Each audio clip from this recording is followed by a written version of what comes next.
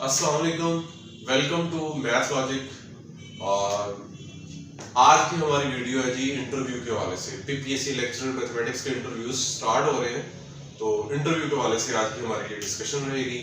तो मैंने कुछ पॉइंट्स लिखे हैं जी कि इंटरव्यू वाले दिन हमने क्या काम करना है या इंटरव्यू की तैयारी कैसे करनी है, किन चीज़ों का हमें ख्याल रखना है। तो मेरी कोशिश होगी कि अल्लाह करे आपको इससे कुछ ना कुछ फायदा हो, आप इससे कुछ ना कुछ सीख लें और कुछ आपके काम आ जाए। तो सबसे पहले मैंने लिखा जी सब्जेक्ट प्लस जीके।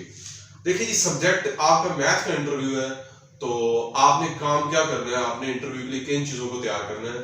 आपने तैयार करनी है examples, definitions plus counter examples आपने लाजमी तैयार करनी है। आपको ऐसे थ्योरम्स मिलते हैं जहां पे आपके पास कन्वर्स स्टेटमेंट ट्रू नहीं होती, वहां पे आपको काउंटर एग्जांपल देनी पड़ती है। जैसे ग्रुप थ्योरी के अंदर बहुत ही फेमस लाग्रांज थ्योरम है, इसका कन्वर्स होल्ड नहीं करता, तो उसकी काउंटर एग्जांपल में देनी पड़ती है। इसलिए आपने क्या करना है, मोस्ट इंपोर्टेंट सब्जेक्ट में आपने क्या क्या काम करने हैं। सब्जेक्ट में आपने काम करना है जी डेफिनेशंस को याद करना है, plus examples plus counter examples. जो थ्योरम मेन फेमस थ्योरम्स है उनकी, और थ्योरम्स को तो आपने जाहिर रीड करना ही करना है, और ये काम आपने करना है थ्रू आउट जो आपके एमएससी पार्ट 1 के कोर्सेज हैं उनकी। रियल एनालिसिस, आपका अलजेब्रा, टोपोलॉजी, फंक्शनल एनालिसिस, उसके बाद आपकी कॉम्प्लेक्स एनालिसिस, इन सब चीजों के लिए आपने इसको लाजमी करना है। एंड रिमेंबर दैट कि वेक्टर टेंसर मैकेनिक्स की भी बेसिक्स आप देख लीजिएगा, कोशिश करें कि उनकी बेसिक्स पे देख लें, क्योंकि ज्यादातर तो आपके पास अप्लाइड के क्वेश्चंस इतने ज्यादा नहीं आएंगे। मोस्टली इंटरव्यू पैनल जो होता है वो ज्यादातर प्योर पे फोकस करते हैं, अप्लाइड पे बहुत कम जाते हैं, और प्योर में भी टोपोलॉजी के ऊपर उनका बहुत फोकस होता है, अलजेब्रा पे बहुत फोकस होता है, प्लस कॉम्प्लेक्स एनालिसिस भी ऐसा सब्जेक्ट है। तो आपसे रिक्वेस्ट है कि डेफिनेशंस याद करें, उनकी एग्जांपल्स करें और थ्योरम्स को पढ़ें लाजमी, जितनी थ्योरम्स हैं आपके पास, और प्लस काउंटर एग्जांपल्स, इन पे आपने मेन फोकस रखना है, चाहे वो किसी भी कोर्स में हो। इसके साथ साथ रिमेंबर कि आपने अपनी एफएससी और बीएससी को भी रिवाइज जरूर करना है, उन सब चीजों को एक दफा जरूर देखना है। इसका हरगिज़ ये मतलब नहीं है कि आपका सारा का सारा इंटरव्यू जो है वो एमएससी में से है, उसके क्वेश्चन एमएससी में पूछे जाए। मुमकिन है कि आपके सारे के सारे क्वेश्चन एमएससी में से आ जाए, या सारे को बीएससी या एफएससी में से पूछ ले। सो आपने इन सब चीजों का ख्याल रखना है। एमएससी के कोर्सेज को आपने लाजमी तैयार करना है, और एफएससी और बीएससी भी रिवाइज करनी है। यूजुअली एमएससी में से ज्यादातर इंटरव्यूज होते हैं, तो आपने टोपोलॉजी, अलजेब्रा, रियल, कॉम्प्लेक्स, इन चारों को, फंक्शनल भी, मैट्रिक्स स्पेसिस भी यानी, और इन सब को आपने लाजमी याद रखना है। इन सब चीजों को, स्पेशली उनकी definitions, examples, theorems, counter example, इन सब चीजों को आपने लाजमी करना है। और ये अच्छी आपके पास जितनी भी बुक्स हैं, या आपके पास कोई नोट्स हो जिनके ऊपर स्टेटमेंट्स लिखी हुई, एग्जांपल्स लिखी हुई हैं, डेफिनेशंस लिखे हुए हैं, वहां से एक नजर देख ले। ये सारा काम आप 2-3 दिन में कर सकते हैं इजीली, इतना मुश्किल काम नहीं है ये। तो अब सब्जेक्ट के हवाले से एक और बात आती है कि बाज़ दफा ये भी होता है कि वो आपसे पूछ लेते हैं, इंटरव्यू पैनल में मौजूद लोग, सब्जेक्ट वाले जो सब्जेक्ट स्पेशलिस्ट होता है वो आपसे पूछ लेता है जी आपका फेवरेट सब्जेक्ट कौन सा है, या आपको किस में इंटरेस्ट है। तो इस बात का आपने खास ख्याल रखना है कि आपने एक ऐसा सब्जेक्ट अपने माइंड में जरूर रखना है, यानी आप डिसाइड कर लें, आज ही डिसाइड कर लें कि आपका फेवरेट कौन सा है, आपको किसमें इंटरेस्ट है। और वो सब्जेक्ट फिर ऐसा होना चाहिए कि जिसकी एबीसी से लेकर जी तक आपको पता हो। एक ऐसा सब्जेक्ट जिसमें आप तगड़े हो, मजबूत हो, आप ऐसा सब्जेक्ट आप अपने माइंड में रखें, बना के रखें माइंड कि अगर इंटरव्यू पैनल में मुझसे पूछा जाता है कि मेरा इंटरेस्ट किसमें है, मेरा फेवरेट सब्जेक्ट कौन सा है, तो मैं वो सब्जेक्ट बताऊं, और मैं इतना कॉन्फिडेंट हूं कि मैं उससे रिलेटेड जितने भी क्वेश्चन हो उनका आंसर कर सकूं, गलत नहीं सही जवाब दे सकूं। तो एक सब्जेक्ट आज ही डिसाइड कर लीजिए कि आपने किस सब्जेक्ट के साथ जाना है। यूजुअली अमूमन अक्सर ही पूछा जाता है ये कि आपका फेवरेट कौन सा है, तो एक सब्जेक्ट माइंड में बना लें, आप रख लें, और उसको बहुत अच्छे से प्रिपेयर कर लें, ताकि अगर वो पूछे तो आप कॉन्फिडेंटली उस सब्जेक्ट के क्वेश्चंस के आंसर कर सकें। और यहां से एक और बात मैं आपको बताता चलूं कि ऐसा मुमकिन है कि आपको किसी सवाल का जवाब ना आता हो, तो बजाय इसके गलत बताने के आप सॉरी बोल सकते हैं, आपके पास ऑप्शन है। आप सॉरी कर दे कि सर मुझे याद नहीं है, सर मैं भूल गया हूं। या अगर आपको थोड़ी बहुत चीजें याद है तो आप कह दें कि सर मैंने ये सुना था, सर मेरे नॉलेज के मुताबिक ये था, यानी मेरे नॉलेज के मुताबिक ये था, मैंने सिर्फ इतना पढ़ा था, इससे ज्यादा मैंने नहीं पढ़ा। बजाय इसके कि आप गलत बात बताएं, गलत चीजें बता दें, गलत एग्जाम्पलें बताएं, आप सिंपल सॉरी कह सकते हैं और इस बात से कोई नेगेटिव इंपैक्ट आपके इंटरव्यू पे नहीं पड़ता। तो आपने इस बात का खास ख्याल रखना है। और ये कोई इतनी बुरी बात नहीं है, मेरे अपने इंटरव्यू में मैंने 3 सवालों के पे सॉरी कहा हुआ है, सो कोई इशू नहीं है, परेशान नहीं होना आपने इस बात पे। उसके बाद जीके को देखते हैं जी। जीके में क्या है? अच्छा जी, जनरल नॉलेज तो एक वसी अनलिमिटेड कोर्स है जनरल नॉलेज का, लेकिन सबसे इंपॉर्टेंट जो काम है ना जीके में, वो आपने जो करना है वो अपने करंट होम टाउन, जो आपका होम टाउन है, जो आपका होम सिटी है, उसकी इंफॉर्मेशन आपके पास होनी चाहिए। मिसाल के तौर पर आप फैसलाबाद से ताल्लुक रखते हैं तो आपको पता होना चाहिए जी फैसलाबाद का नाम, फैसलाबाद कब बना, कब ये नाम रखा गया, फैसलाबाद का पुराना नाम लायलपुर था, वो क्यों रखा गया, किसके नाम पे था, ये फैसलाबाद किसके नाम पे रखा गया, ये नाम कब चेंज हुआ, फैसलाबाद कब डिस्ट्रिक्ट बना, फैसलाबाद कब डिवीजन बना, ये सारी चीजें। और फैसलाबाद से लाहौर जो मोटरवे है उसकी कितनी लेंथ है, ये चीजें आपको पता होनी चाहिए। और इसके अलावा फैसलाबाद में क्या चीजें इंपॉर्टेंट है, मशहूर चीजें कौन सी हैं, फेमस क्या है, क्यों मशहूर है फैसलाबाद, इस सब के बारे में आपके पास इंफॉर्मेशन लाजमी होनी चाहिए। ये तो मैंने आपको एग्जांपल दी है ना फैसलाबाद की, आपके जो भी आपका होम टाउन है उसकी आप इंफॉर्मेशंस, उसका जो भी डाटा है उसको कलेक्ट करें और उसके बारे में आपको अच्छी तरह से पता होना चाहिए। अगर आपसे इंटरव्यू में पूछा जाता है और आपको नहीं आता तो यकीन माने इससे बुरा इंपैक्ट नहीं होगा कोई भी कि आपको अपने एरिया का ही नहीं पता। तो जीके में मोस्ट इंपॉर्टेंट आपका एरिया, लिविंग एरिया, जो आपका लिविंग एरिया है, होम टाउन जो है, होम सिटी है, उसके बारे में आपके पास इंफॉर्मेशन होनी चाहिए, पॉपुलेशन भी स्पेशली। उसके बाद नेबरिंग डिस्ट्रिक्ट्स कौन से हैं उनके बारे में जरूर पता होना चाहिए आपको।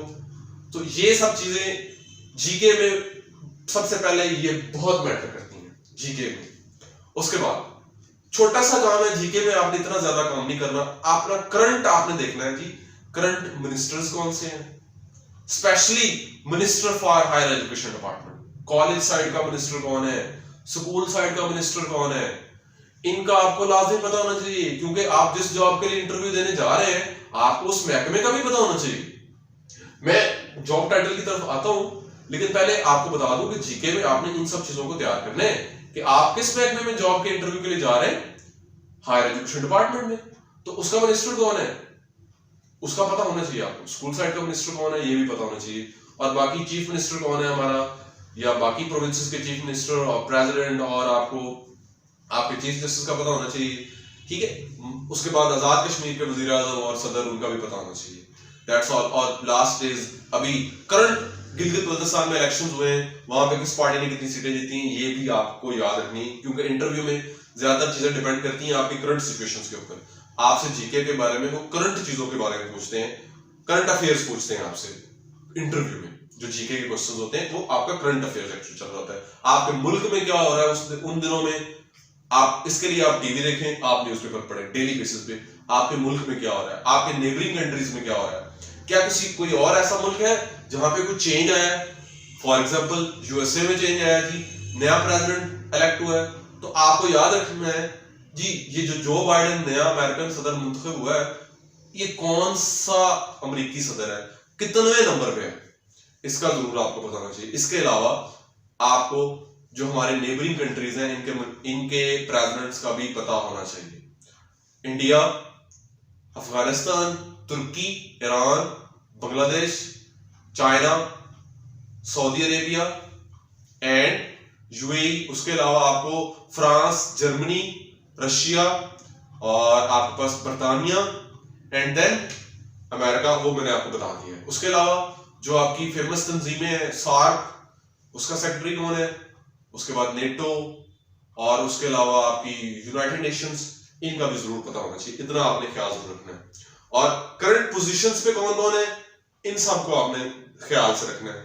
और इसमें आपके पास देखें कुछ दिन पहले ही पीएसएल का इख्तिताम हुआ है, तो पीएसएल के हवाले से भी क्वेश्चन आ सकता है जी, पीएसएल की ट्रॉफी किस टीम ने जीती है। तो ये करंट सिचुएशंस में आता है, तो इन पे आपने फोकस जरूर करना है। और इस हवाले से मैंने एक कंटेंट भी तैयार किया है छोटा सा कि क्या क्या चीजें होनी चाहिए, तो वो मैं आप सबके साथ जो है ना वो फेसबुक पे शेयर कर दूंगा और व्हाट्सएप के थ्रू भी मैं सबके साथ शेयर कर दूंगा। तो चलिए आगे चलते हैं जी जॉब टाइटल के बारे में। जॉब टाइटल क्या है? Lecturer mathematics. और डिपार्टमेंट कौन सा है जी? Higher education department, government of Punjab. BS 17 होता है जी। रेगुलर पोस्टें, परमानेंट पोस्टें। डिस्क्रिप्शन, रिस्पॉन्सिबिलिटीज क्या है जी लेक्चरर्स की? अच्छा जी, लेक्चरर्स की रिस्पॉन्सिबिलिटीज क्या है?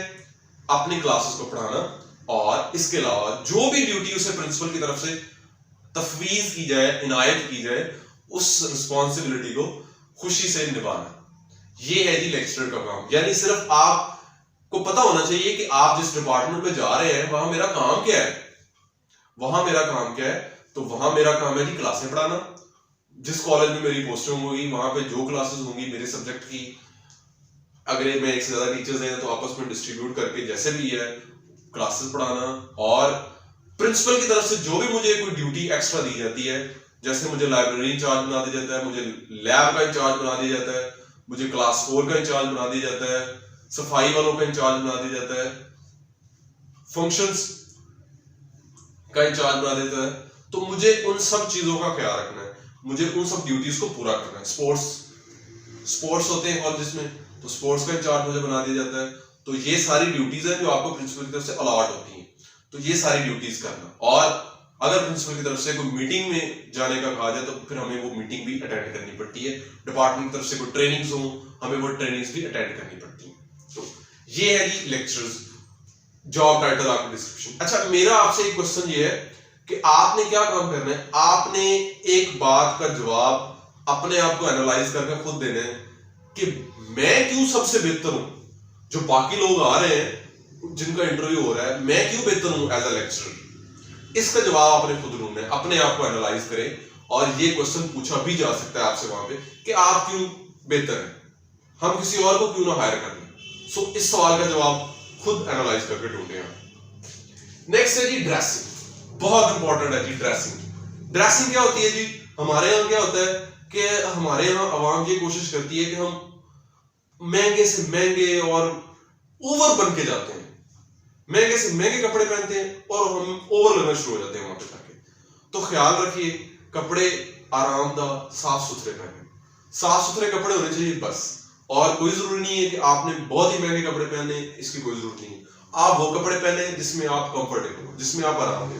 अगर एक बंदा जिसने कभी टाई नहीं लगाई, इंटरव्यू वाले दिन टाई लगाएगी ना, तो उसने ऐसे ही बैठा रहना है या ऐसे पकड़ के बैठा रहेगा वो। तो ये ऐसे काम आपने नहीं करने हैं। साफ सुथरे कपड़े हो, आपके शूज साफ सुथरे हो, आप आरामदेह हो उनमें, बस ये आपने ख्याल रखना है ड्रेसिंग में। आजकल सर्दियां हैं, अगर आप शलवार कमीज पहनते हैं तो ऊपर कोट पहन लें, और अगर आप टाई वगैरह लगाते हैं तो ठीक है, फिर आप 3 पीस जो आपको सूट होता है फुल, वो आप पहन के जा सकते हैं अगर आप उसमें कंफर्टेबल है। लेकिन ये ना हो कि आप वहां ऐसे बैठे हो, ऐसा नहीं होना चाहिए बिल्कुल भी। आप वो चीज पहने जिसमें आप कंफर्टेबल है। फीमेल्स के लिए ये रिक्वेस्ट थी कि आप हाई हील्स प्लीज ना पहनिएगा, कुछ आरामदेह मुनासिब से शूज पहन के जाएं आप भी। और अगर आप वेल करती हैं, अगर आप अबाया पहनती हैं तो जरूर पहने, कोई इशू नहीं इससे। और स्पेशली भी अब आप आजकल तो इंटरव्यूज होने हैं, उसमें आपको मास्क लगाना ही पड़ेगा। सो ये आपने इसका ख्याल रखना है ड्रेसिंग का। मैं बार बार भी बता रहा हूं, ड्रेसिंग वो पहने जिसमें आप कंफर्टेबल हैं, जिसमें आप नॉर्मल रहें। यानी आपको कोई अब नॉर्मल होने की जरूरत नहीं है कपड़ों के मामले में। आप वैसे कपड़े पहने जिसमें आप नॉर्मल रहें, जैसे आप पहले कपड़े पहनते हैं बिल्कुल वैसे पहने, ताकि आप नॉर्मल लोगों की तरह ही रिएक्ट कर सके। अपने आप को उस दिन कुछ स्पेशल फील ना कर रहे हैं, नॉर्मल रहें। क्योंकि अगर आप अपने आप को स्पेशल फील करवाएंगे, आपको कॉन्फिडेंस लूज होगा, आप परेशान होंगे। तो अपने आप को नॉर्मल रखना है आपने। उसके बाद जी इंटरव्यू डे की स्ट्रेटजी क्या है? अच्छा, इंटरव्यू डे से पहले क्या कर रहे हैं आपने काम? इंटरव्यू डे से पहले आप दोस्तों के साथ प्रैक्टिस करें, डिस्कशंस करें, मॉक इंटरव्यू करें, मिरर के सामने खड़े होकर अपने आप से इंटरव्यू करें, मुखातिब हो अपने आप से। और कोशिश ये करें कि आपकी आंखें सामने हो बिल्कुल। दोस्तों के साथ बात करें, डिस्कशन करें और इंटरव्यू की प्रैक्टिस करें। बहुत इंपॉर्टेंट है। और उसके अलावा आपने इसको दिमाग पे सवार नहीं करना, इंटरव्यू को आराम से सुकून से जितना आप तैयार कर सकते हैं करें, रूटीन में नॉर्मल रह के काम करें, कोई आपको एबनॉर्मल होने की जरूरत इसके लिए नहीं है। और इंटरव्यू डे की स्ट्रेटजी क्या है? इंटरव्यू डे से पहले आराम करें, सुकून से सोए, रात सुकून से सोए, अपनी नींद जरूर पूरी करनी है आपने। ये ना हो कि कल आप इंटरव्यू देने जाएं और वहां पे आपको नींद आ रही हो। इंटरव्यू से पहले जो रात है आराम से सोएं, सुबह उठे नमाज पढ़े और तलावत करें, उसके बाद चले जाइए जी। अब आपने एक और ख्याल रखना है, आपको अगर टाइम 9 बजे का दिया हुआ है तो कोशिश ये करें कि आप पौने 9 बजे तक वहां पहुंचे। इतना टाइम का मार्जिन रख के आपने निकलना है, क्योंकि अगर आप लेट होंगे तो यकीन माने बहुत बुरा इम्पैक्ट आता है इस बात का कि आपको फिक्र ही नहीं है कि आपका इंटरव्यू भी है। सो आप एक मार्जिन रखें टाइम का, उससे पहले वहां पे पहुंचे आप। अच्छा जी, नेक्स्ट इंटरव्यू डे आप वहां चलेंगे पीपीएससी ऑफिस। उसके बाद क्या होगा जी, आप अपना मोबाइल वगैरह सबमिट करवाएंगे, आपके डॉक्यूमेंट्स लेंगे, वो चेक करेंगे सारे डॉक्यूमेंट्स। अच्छा, जब हम डॉक्यूमेंट्स चेक करवा लेते हैं ना, तो जितने भी लोगों को इंटरव्यू के लिए बुलाया जाता है ना, वो सारे वहां पे बैठे होते हैं, गैदरिंग होती है वहां पे। तो क्या होता है जी, बहुत सारे ऐसे लोग होते हैं जो हमें परेशान कर रहे होते हैं। अब इसका क्या मतलब है जी? इसका मतलब ये कि बहुत सारे लोग ये कह रहे होते हैं, ये आपने पढ़ा है, वो पढ़ा है आपने, अच्छा उसने सर्पिंस की टोपोलॉजी पूछ ली तो क्या होगा, उसने ऑटोमॉर्फिज्म पूछ ली तो क्या होगा, मैंने तो पढ़ा ही नहीं। तो आपने ऐसी बातों पे ध्यान नहीं देना। और एक मेरी रिक्वेस्ट है आपसे, आपने साथ में किताब लेके नहीं जानी। ये नहीं कि मैं किताब लेके साथ जा रहा हूँ या जा रही हूँ और वहां बैठ के पढ़ना शुरू कर दूं, ऐसा काम बिल्कुल नहीं करना। अगर आपके पास किताब है तो पीपीएससी ऑफिस से बाहर ही रखें, अंदर ना लेके। ये मेरा आपको मशवरा है, क्योंकि आप उस टाइम पढ़ेंगे तो आप परेशान होंगे और कुछ भी नहीं होगा, कोई फायदा नहीं होना, ना उस टाइम कोई बात समझ आनी है। और जो चीजें आपने पढ़ ली हुई है बस वो पढ़ ली हुई है, अब कोई और जरूरत नहीं है, अब अल्लाह पर छोड़ दें। तो जब इंटरव्यू से पहले, आपकी बारी आने से पहले, आप जिन लोगों के साथ बैठे हैं गपशप लगाएं, इंटरव्यू वाली कोई बात ना करें, माइंड पे लेके ही ना आए इंटरव्यू को कि मैंने इंटरव्यू देना है आज। आराम से बैठे गपशप करें। अगर कोई ऐसी बातें कर भी रहा है तो आप साइड पे हो जाए, वॉक कर लें, इतना ऑफिस खुला होता है वहां पे, आप वॉक करें, आराम से दुरूद पाक पढ़ें और अल्लाह को याद करें, अपने आप को पुरसुकून रखें। अच्छा, उसके बाद जब आपकी बारी आती है इंटरव्यू के लिए, आपको कॉल किया जाता है, अंदर बुलाया जाता है पैनल के सामने, तो सबसे पहले आपने दरवाजा खोलना है। उसके बाद आपने उनसे इजाजत भी मांगनी है कि मे कम इन सर। जब वो अलाउ करें आपने जाना है, चेयर के पीछे खड़े हो जाना आपने। जब वो कहें कि बैठ जाएं, आपने चेयर को पीछे करना और बैठ जाए। इस सारे मामले में आपने कॉन्फिडेंट रहना है, अपना कॉन्फिडेंस कभी लूज नहीं करना आपने। और कॉन्फिडेंस तब आता है जब आपके पास इंफॉर्मेशन होती है, जब नॉलेज होता है। आपने कॉन्फिडेंस लूज नहीं करना, कॉन्फिडेंट रहना है, स्माइलिंग फेस होना चाहिए आपका, आपके चेहरे पे परेशानी नहीं होनी चाहिए, यानी आपके माथे पे परेशानी उनको नजर आ जाएगी, ऐसा होना नहीं चाहिए। स्माइलिंग फेस रखें, आराम से नॉर्मल रिएक्ट करें, ऐसा फील ही ना करें कोई स्पेशल डे है, नॉर्मल रिएक्ट करें, कुछ भी नहीं है। इसको लाइट लेना है आपने, नॉर्मल रहना है। यही हमारा मसला होता है कि हम घबरा जाते हैं वहां जाके।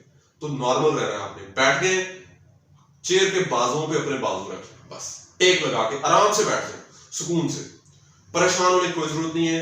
आपके सामने पीपीएससी का मेंबर होगा जो पैनल का हेड होगा, तो उसके सामने उसने आपसे फिर क्वेश्चनिंग करनी है, डिस्कशन करनी है सारी। एंड देन आपने ये ख्याल जरूर रखना है कि आपने अपना आई कांटेक्ट जरूर रखना है, कभी भी इधर उधर नहीं देखना। आपने कभी इधर उधर नहीं देखना, आपने अपना आई कांटेक्ट जो आपसे क्वेश्चन पूछ रहा है उसके सामने रखना, आपने अपना आई कांटेक्ट उसके साथ रखना है, चाहे वो इंटरव्यू पीपीएससी वाला मेंबर हो या फिर सब्जेक्ट वाले लोग हो। उसके बाद जी इंट्रोडक्शन और लैंग्वेज क्या है। देखिए जी, कुछ लोग जो है ना वो एफिशिएंसी मारने के चक्करों में इंग्लिश को इंटरव्यू का मीडियम लैंग्वेज यूज कर लेते हैं, लेकिन बाद दफा ये होता है कि हम अपनी बात कन्वे नहीं कर पाते इंग्लिश को यूज करते हुए।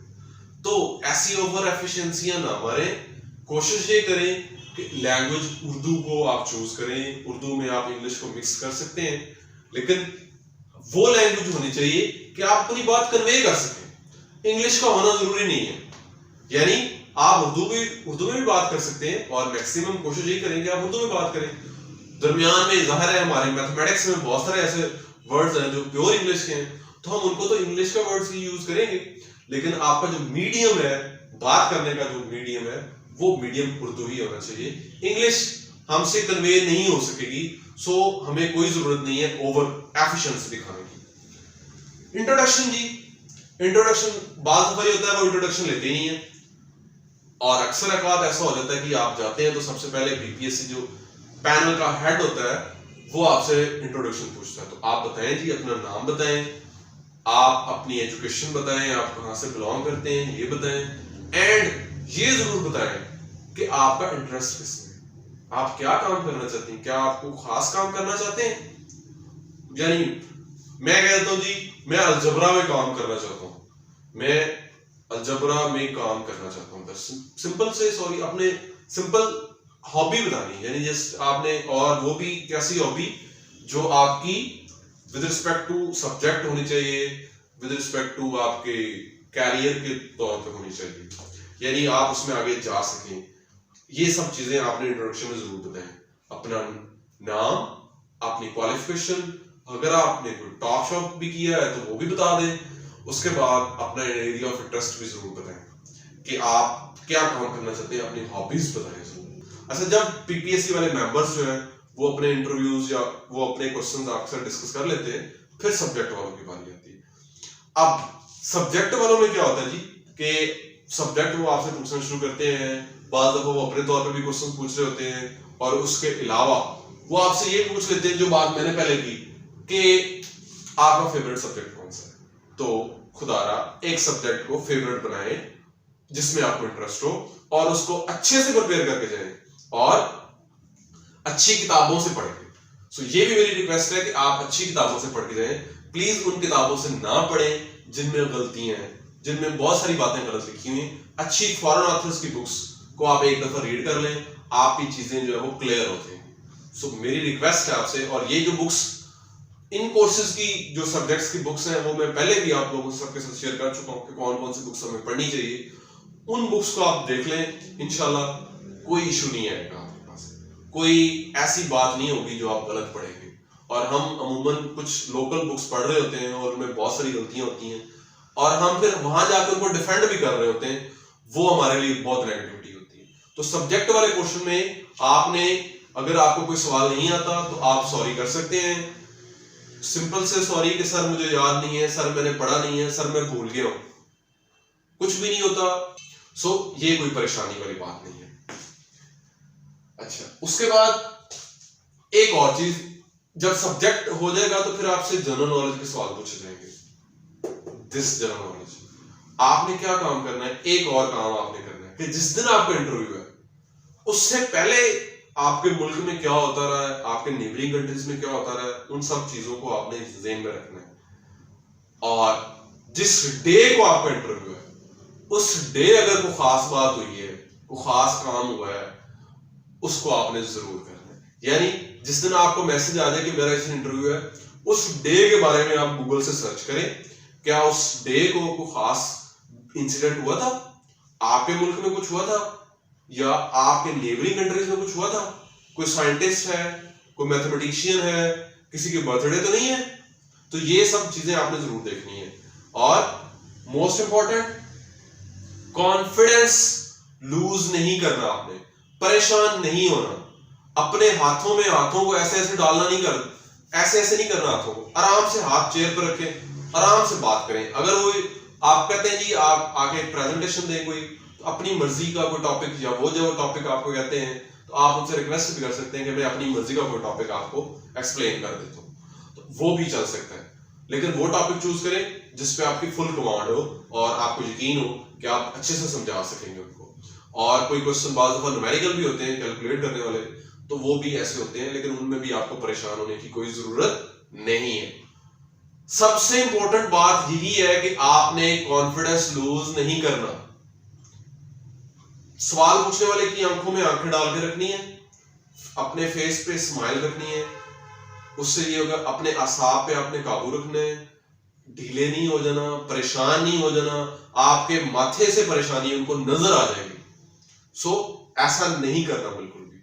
आप क्या करें, खुश रहें, आराम से सुकून से बैठें, जो जो वो आपसे पूछते जाते हैं उनका जवाब देते जाए और फेस स्माइलिंग होना चाहिए, आई कांटेक्ट होना चाहिए आपका, और इसके अलावा अपना कॉन्फिडेंस लूज नहीं करना। आपने आराम से बातों के जवाब देने हैं, जो नहीं आते सॉरी कर सकते हैं। एंड एट द एंड मैं ये रिक्वेस्ट करना चाहूंगा आप सबसे कि जो लोग क्वालिफाई नहीं कर सके इंटरव्यू के लिए, तो हिम्मत ना हारे, दिल ना छोड़े, कुछ नहीं होता। अगर ये टेस्ट पास ना हुआ, ये इंटरव्यू पास ना हुआ तो क्या हो जाएगा, ये दुनिया खत्म नहीं हो जाएगी। आज ये कोशिश करें कि आपने क्या गलतियां की इस टेस्ट तक या इस इंटरव्यू तक आपने क्या गलतियां की, उन गलतियों को एनालाइज करें और उनको दूर करें। आज से ये आप पक्का इरादा कर लें कि आपने अगले टेस्ट को कैसे फेस करना है। सो आज से ही अपनी प्लानिंग आप शुरू कर दें। मेरी तरफ से आप सबको गुड लक। अल्लाह ताला आपका हामी और नासिर।